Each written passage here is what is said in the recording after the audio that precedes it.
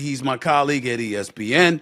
He does a great job for us as a basketball analyst. He's a champion with the Boston Celtics, KG, Ray Allen, Paul Pierce, Rondo, and the crew in 2008.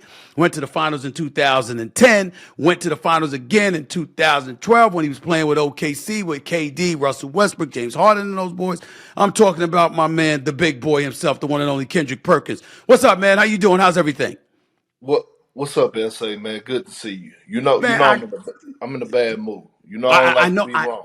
I know you're in a bad mood because you don't like to be wrong, but damn it, you gonna have to stay in a bad mood because I'm with you though. I'm with you though. We didn't see this coming, Big Perk. Why is it? Listen, we just gonna have a conversation. Why are the Minnesota Timberwolves down 3-0 in this series right now, in your estimation?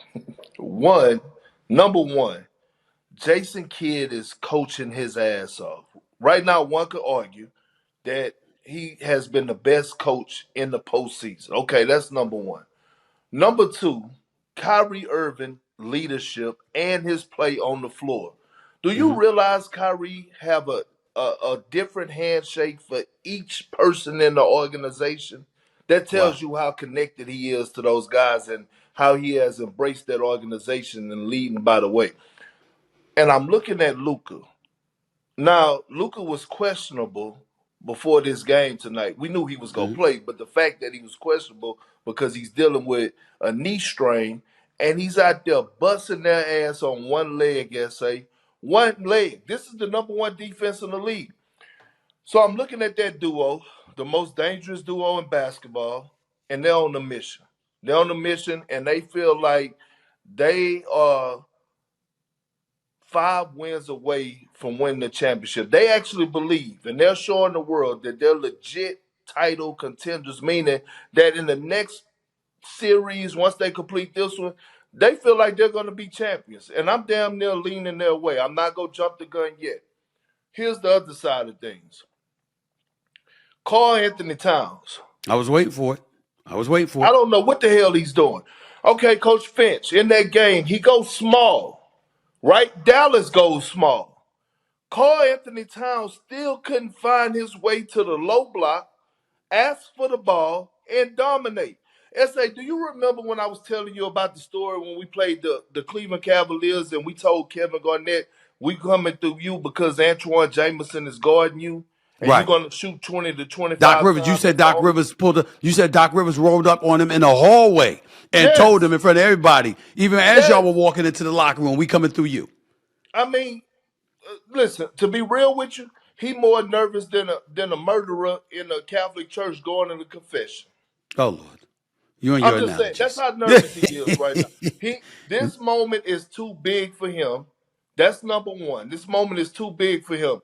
The lights are bright right now, SA. It's all eyes on you, right? You were the former number one pick. You Right. one of the most elite, talented bigs in the game, and you can't find your way against guys like PJ Washington. You steady shooting 3-point shots. You can't go on the low block. Now, part of it, I'm looking at this game tonight. Well, the game tonight. Why wasn't Nas reading the game, SA? That's what I'm wondering. Right, stop right there. Stop right there. Listen, I like slow mo a little bit. Some half the time I look at him and I'm like, damn, he in the league. Another time I look at him, I say he's effective. And obviously, he spent some time on Luca. Luca had 33 and 7. We get all of that, but in the same breath, he's a decent sized body that can help defend against Luca and stuff like that. Plus, he can make a shot here and there, even though it's ugly and it's slow. Bottom line is the brother knows how to play. He's effective, and his stats don't look bad in this series. But there's no way in hell that Nas Reed shouldn't be on the court more. I'd consider starting him at this point. I don't know what else to try. I got to try something, but I got to have this brother on the floor. I need all the help that I can get. Minnesota and Anthony Edwards, I'm sorry. This brother showed up in the third quarter. He really got it going, but he looked a little bit gassed, could have used some help, and had really nobody to turn to. And I'm looking at the coaching staff, and I'm like, what are they doing? I don't know. I haven't seen Minnesota make an adjustment yet this series, Perk. Not one time. Not one time. And I got into it the other day and with our guy Zach Lowe. And look, I love Zach Lowe. He do a Yeah, phenomenal job for our yeah. network. He does his research. He's He's a big time. student of the game. But we had an argument about plus minus, and he came to me telling me about, oh, when Rudy on the floor, look at his plus minus. I mean, he's the best on and I'm sitting up here saying, man, plus minus is the most overrated stat in the NBA. Rudy behind should have been on the bench. Nas Reed should have stayed in the game. Here's why you leave Nas Reed in the game and you go small with Karl Anthony Towns at the 5. Because you give Anthony Edwards spacing, man. You give him Yeah. spacing to get downhill and attack SA. He needed that. Also, you give another guy. He's been the second best player on the team. I'm talking about Nas Reed in this series. Mm-hmm. Anthony Edwards trust him. He was getting buckets, not just shooting the three, attacking the basket, doing it in all type of ways. You gotta leave him on the floor. Think about this. Coaches really have been dropping the ball in this postseason. All right, give me Rick names. Carlisle, Give me don't just give me a few names. Give me who's dropping the ball. Rick Carlisle blew game 1 and game 3 last night. Both of those losses, one could argue that Indiana should be up on the Celtics 2-1 right now. I agree Rick with that, but Carlisle, I agree with that. We'll get to that later because I don't know if I could blame Rick Carlisle for going with it and not calling the timeout in game 3. Game 1 was different. Game 3, I'm not so sure, but we'll get to that a little bit later. What else? Who else you pointing to? I mean, Tibbs did some things. I applaud Tibbs, but he got to get back to this offseason and look himself in the mirror on some things. I thought he could have went to Alex Burks early in the postseason, especially in round 1. Went deep into the bench, but we could get into that. But I'm looking at Finch. I'm looking at Rick Carlisle. Those two in particular, I'm saying to myself, damn. Even Michael Malone. Yeah. In that series. But you got to leave Nas Reed on the floor, man. I mean, damn. Especially when they struggle offensively. We know what they can do defensively, but here's the thing for me. They've struggled offensively periodically throughout the season. Their defenses are their signature. That's what they stand on. We get that. That's the business they stand on. My issue with Minnesota is that I'm looking at them and I'm like, Kyrie, Luka's averaging 32, 10, and 8. Kyrie's at 25, 5, and 4. You got PJ Washington. He's hit some shots. You got Gafford and Lively. They scoring some points and averaging about 4 blocks a game combined. I'm just looking at Dallas right now, led by Luka and led by Kyrie. At no point in game 3 did I believe Minnesota was going to win this game. At no point. Even when they came back, even when they took the lead, the closest I came to thinking that Minnesota was going to win this game was after the dunk from Ant-Man. Because I said maybe that's going to spark them, maybe that's going to spark him. And not only that, after he dunked it, Perk, he went back down the floor and he was guarding Derrick Jones. He wasn't guarding Kyrie Irving, which I thought was smart. But then he seemed to run out of gas. They don't seem to have answers for Dallas offensively, but Dallas seems to have answers for them. That's my issue, Perk. No, I'm with you. And look, SA, when you get this deep into the playoffs, it's a little bit of X's and O's. J Kidd making adjustments, making the right rotations, putting the right personnel out there. But it's all about your superstars taking you home. Right now, all we're watching right now is we're watching two superstars dominate two other superstars, and they're teaching them a lesson. We're watching Luka and Kyrie do what they do. It's not like it's J Kidd drawing up some beautiful ass plays or anything to that nature. No, this is elite shot making. Do you know how many hours in the gym you have to put in order to be hitting left-hand floaters that Kyrie is hitting in the paint? Like, it's nothing that you could do. Those step-back threes by Luka, what can you do with that? What can you do with that? Those are contested shots, SA. It's nothing that you could do. On the other hand, you got two young guns who, Anthony Edwards, we know how bright his future is, but at the end of the day, this is a learning process. And now I'm going to say it. You told me this first. I heard you say it several times. He should have kept his damn mouth closed. Damn it, he poked the bear. Yeah. And the reason I feel that way is because it's a lesson learned. We ain't criticizing Anthony Edwards. We know what a Yeah. superstar he's on the verge of being if he's not there already. Face of the NBA. I have no regrets in saying the kind of things that I was saying because he was doing what he was doing and we saw something coming. But in the end, you got a savvy veteran who is absolutely spectacular in every way imaginable in Kyrie Irving offensively and has been absolutely spectacular in every way, period, this year on and off the basketball court. Deserves to be applauded for that. I was just looking at Anthony Edwards and I'm saying, and listen, I was so confident in Anthony Edwards until he opened his mouth. When he opened his mouth and said, I got Kyrie. Now, if you're Anthony Edwards, Perk, and you're saying, I'm going to drop 40, I let him come try to guard me and blah, blah, blah. That's different. No, he said, I got him. I'm guarding him. I don't know anybody. I've never heard anybody on the planet say they're looking forward to guarding Kyrie Irving.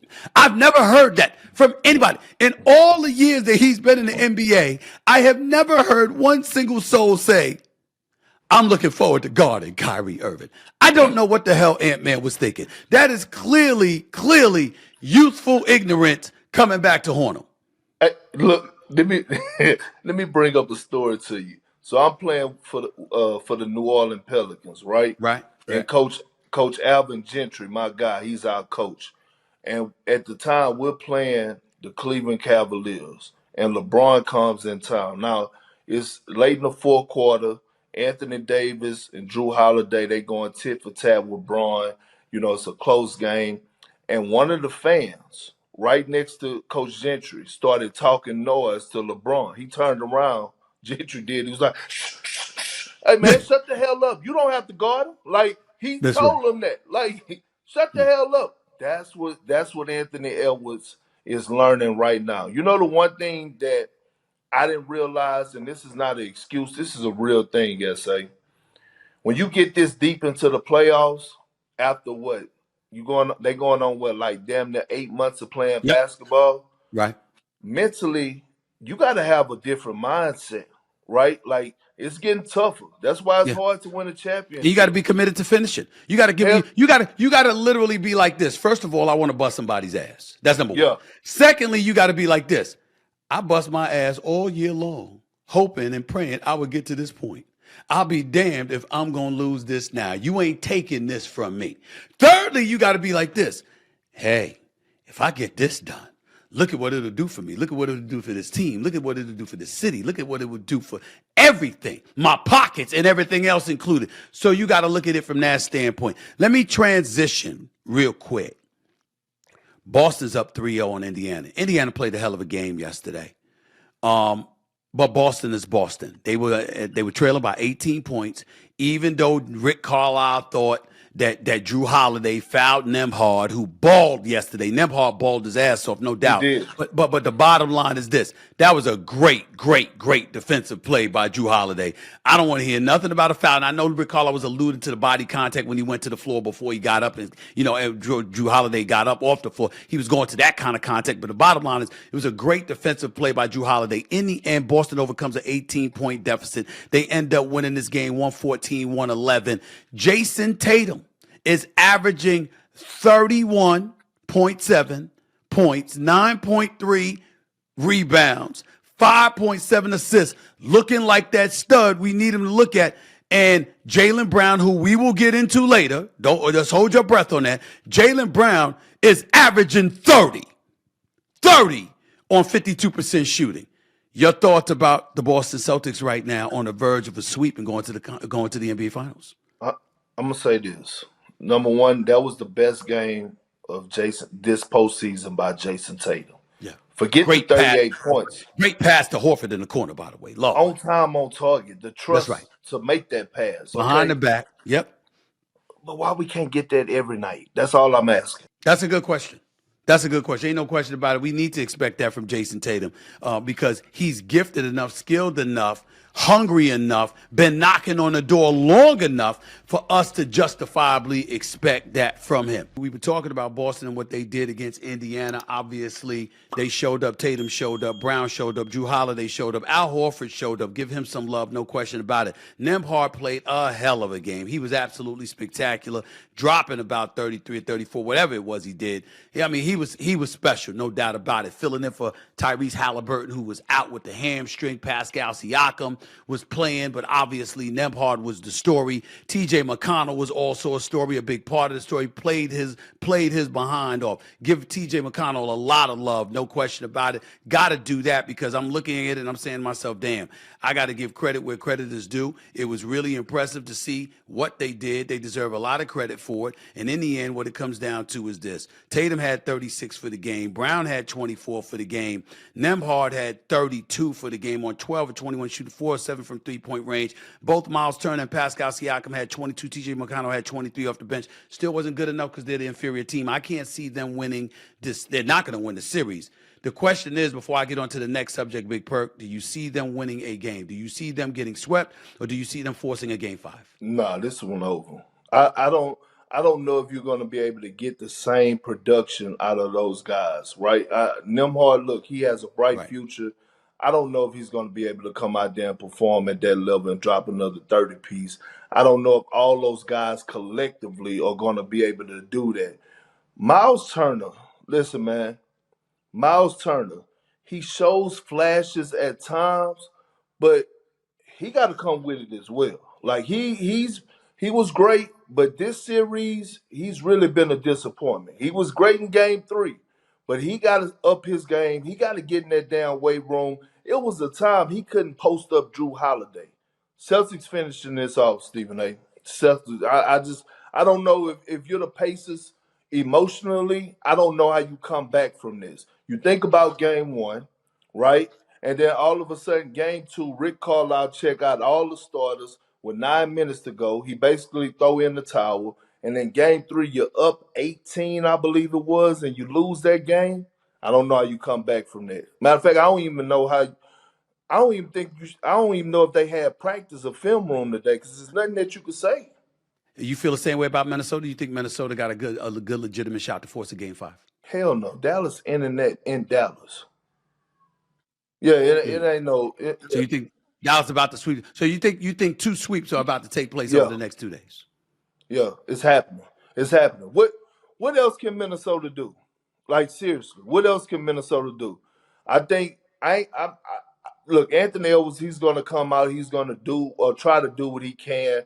But let's be real right now. The way that Dallas is playing at home, the way that defense is loading up, paying attention to detail, the shot making by Luka, the shit talking by Luka, Kyrie playing at that high level. Luka is talking a lot He of is. shit to him. I mean, he Yeah, letting him he know. calling him everything but a child of God, and I'm He okay said with he that. told Rudy Gobert, "You can't fucking guard me," and he was talking to Ant-Man after the game too. Yeah, and I'm okay with that.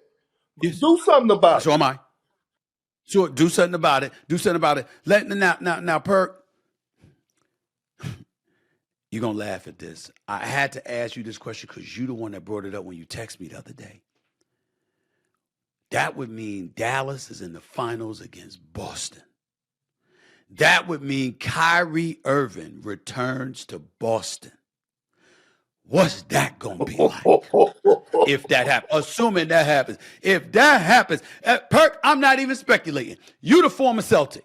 You the one that's beloved in Beantown. Yo, bro, what's that going to be like when Kyrie Irving, assuming they both sweep, because we don't want to be too presumptuous, but damn it, it looks like they both going to sweep. What's that going to be It's like? gonna be blockbuster. Popcorn out. You and I watching the game. Toes wiggling. It's gonna be must-see TV. And look, I'm gonna tell the Boston fan base this: leave them alone. Leave them alone. Look, Don't pull an Anthony Edwards. Don't talk shit to Kyrie Irving before you start playing against him. That's what you leave say. them alone. Look, okay, boo them. Do whatever you want. But please, I'm warning you guys: do not take it over. Do not take it. Leave him alone. because you guys So, so, so, are so, not the so, so ones. be specific. Be specific. When you say leave Kyrie Irving alone, what does that mean, Well, listen, this Perkins? is what I'm saying.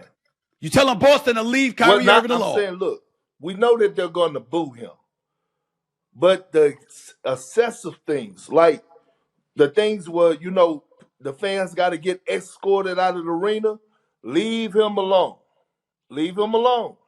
I'm telling y'all, it's for y'all best interest. Leave that man alone. That man is playing his ass off. He's on the mission. Damn it. Look, this Western Conference Finals, this is just in his way.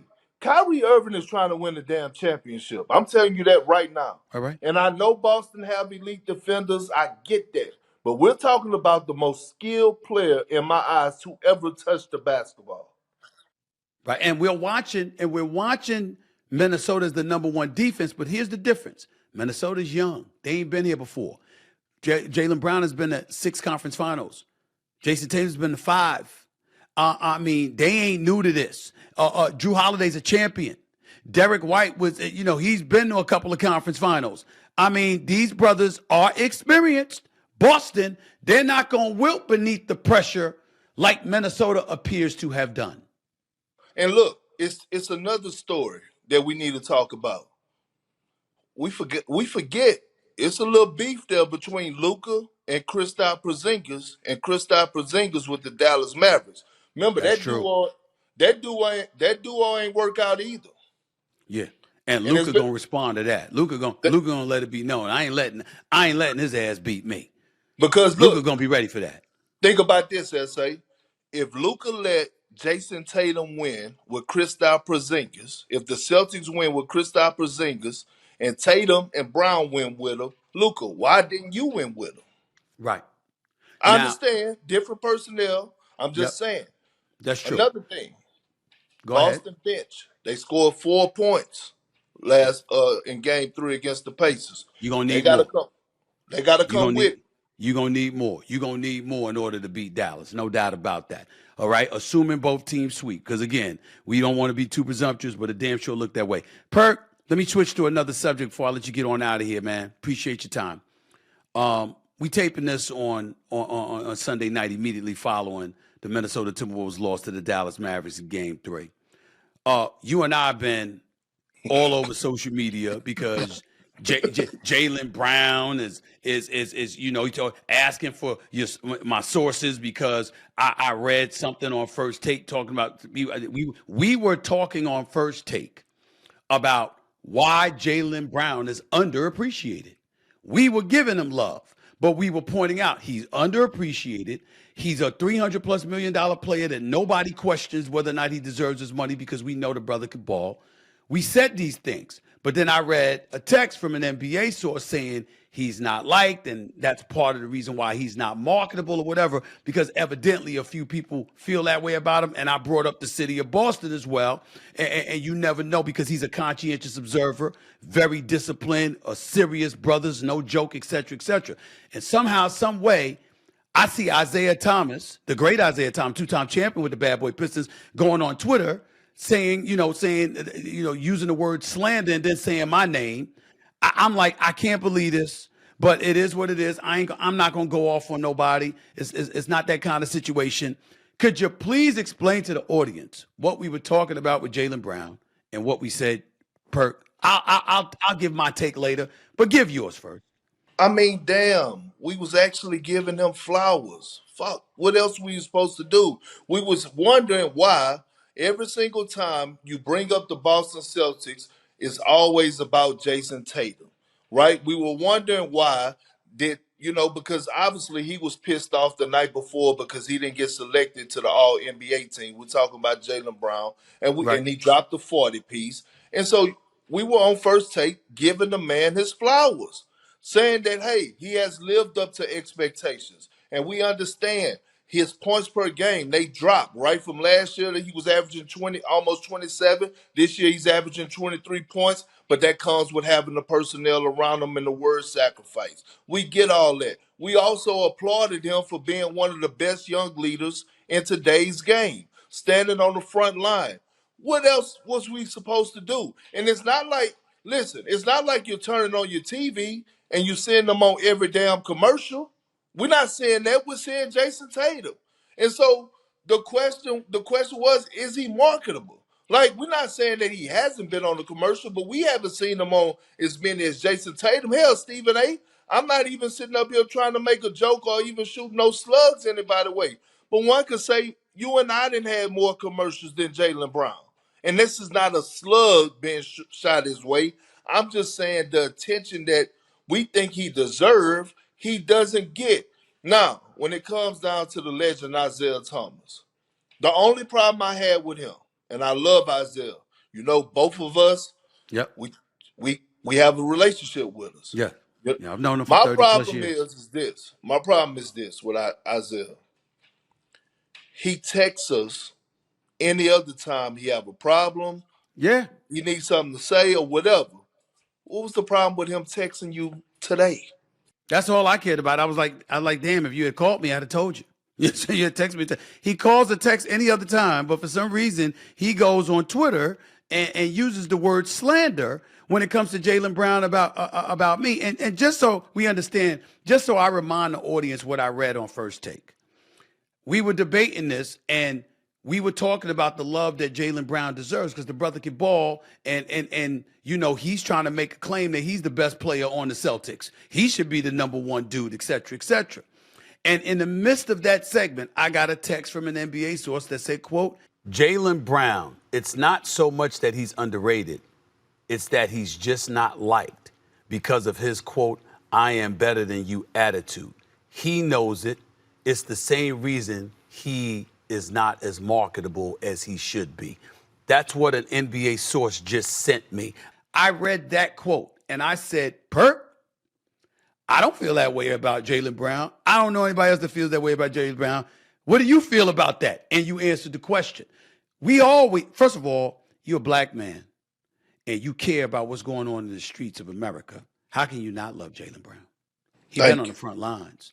We damn sure appreciate it. How about him signing his contract and getting the Celtics and the city of Boston to assist him in committing to the betterment and the upliftment of the community in Boston and in the outskirts of Boston? We have raved and raved and raved about Jaylen Brown for ages. So I'm sitting there like, and then Jaylen Brown comes with a text and he's talking about who's your source. Well, I'm a reporter, brother. You ain't getting my sources. That ain't happening. You know that somebody's saying something. That don't make them right, but you do need to know that that's what people are saying. And I even speculated, that's the appropriate word, that maybe that's the reason he might not be liked by some people, because he is a conscientious observer. And you know how a lot of people in America feel about conscientious observers. People who are willing to be social activists, whose hearts are in the right place, who care about the desolate and disenfranchised like Jaylen Brown does. There's a legitimate argument that could be made. That is what cost Jaylen Brown in the eyes of people. They don't want him to get the shine that he deserves because of how principled, how decent, how good he is. How is that us throwing shade on him? I'm at a loss, Perk. I'm getting to a point now where I'm just not going to be responding to a lot of these people that's saying this bullshit because I just got better things to do with my time. I'm almost at the point, Perk, where I'm begging people, hold me accountable for what I actually say and mean, please. Contextualize my words accurately, and then I'll stand on it, But I'm getting tired of having to explain. I think I speak fluent English, and I'm getting sick and damn tired of having to explain time and time again. Yo, y'all didn't see what I said? Go ahead, Perk. What you got to say? No, I'm with you, man. It's you taught me. You taught me since day one, since I stepped foot into this space of a media personality, right? Of an analyst. Right. And what's your number one thing? Yeah. Hey, you ain't here to be liked. You ain't here to be liked, and forget what they say in the comments. And again, I understand it's a legend, right? And Isaiah Thomas, we're not taking anything from Isaiah. Right. We know he's a good We love brother. him. We love him to death. My problem is he called you, he calls me. For anything else, he could have picked up the phone and called you. And I don't even think and today we saw it on Twitter. We saw it on Twitter. But my thing is, it was a clip. Yeah. It was a clip. It was a clip. It wasn't even the full segment of the Right. show of what we talked about, because anybody that goes back and watch the full segment, is nowhere in hell you could think that we were talking down or slandering In any way. Jaylen Brown. In any way. We wouldn't do that. He's done nothing in his entire career to deserve that. The only thing that I can think of that Jaylen Brown has done badly is that he didn't play well in Game 7 last year against Miami in the conference finals. That's SA, it. SA, think about this, right? How we had three brothers on national TV Right. praising another young brother, not only for his basketball and what he do on the basketball court, but But what being he's doing socially in the conscientious. black community. Yeah. And guess what?